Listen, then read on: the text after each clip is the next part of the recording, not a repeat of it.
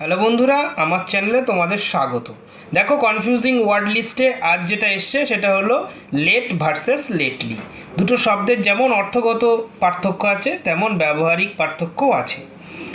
ভিডিওটি বড় না করে খুব দ্রুততার সঙ্গে আমরা বুঝে নিই এই দুটো শব্দ কিভাবে সেন্টেন্সে আমরা ব্যবহার করব, এদের অর্থ কী এবং কোন জায়গায় এই জিনিসগুলো ব্যবহার করতে হবে। তাহলে চলো দেখে নেওয়া যাক।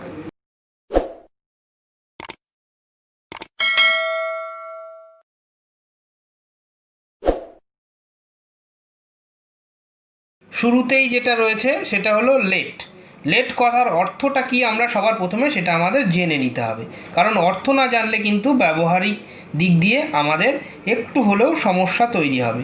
সেই কারণে আমরা সব সময়ের জন্য অর্থটা আগে জেনে নেব। দেখো, লেট কথাটার অর্থ কিন্তু আফটার অ্যাপয়েন্টেড টাইম, অর্থাৎ নির্দিষ্ট সময়ের চেয়ে দেরিতে, বিলম্বে আমরা বলতে পারি, বিলম্বে বা দেরিতে। এই দুটো শব্দ যে কোনো একটা অর্থ আমরা হিসেবে লেট শব্দটাকে ব্যবহার করব।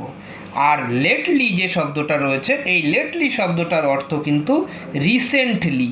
এই রিসেন্টলি কথার অর্থ বাংলাতে আমরা যেটাকে বলি সম্প্রতি, অর্থাৎ বর্তমানে বা সম্প্রতিকালে, মানে ভেরি সুন যে জিনিসটা হয়েছে সেটার ক্ষেত্রে আমরা লেটলি কথাটা ব্যবহার করব। চলো এক্সাম্পল হিসেবে বুঝে নিই। ধরো প্রথমটা যে লেট, সেই লেট শব্দটা আমরা বললাম হি কেম লেট, মানে সে দেরিতে এসেছে, সে বিলম্বে এসেছে, অর্থাৎ নির্দিষ্ট যে অ্যাপয়েন্টেড টাইম ছিল তারও পরে সে উপস্থিত হয়েছে। আর লেটলি শব্দটা দিয়ে আমরা যে সেন্টেন্সটা তৈরি করতে পারি, অর্থাৎ ধরো এরকম বলা হলো আই হার্ড দ্য information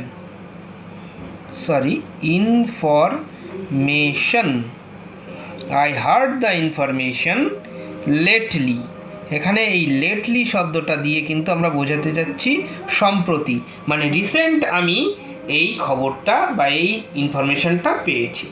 আশা করা যায় নিশ্চয়ই লেট এবং লেটলি এই শব্দ দুটোর মধ্যে যে অর্থগত দিক দিয়ে এবং ব্যবহারিক যে পার্থক্য আছে সেটা তোমাদের কাছে ক্লিয়ার হয়ে গেছে।